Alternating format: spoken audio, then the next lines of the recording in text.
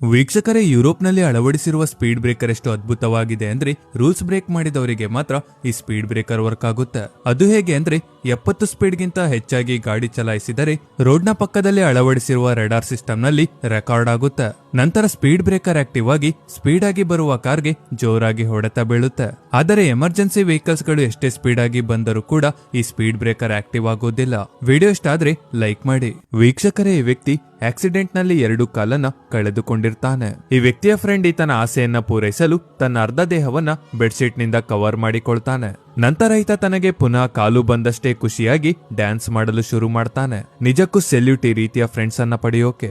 ವೀಕ್ಷಕರೇ, ನೀವು ಮನೆ ಕಟ್ಟಲು ಬಳಸುವ ಸಿಮೆಂಟ್ ಫ್ಯಾಕ್ಟರಿಯಲ್ಲಿ ಹೇಗೆ ತಯಾರಾಗುತ್ತೆ ಗೊತ್ತಾ?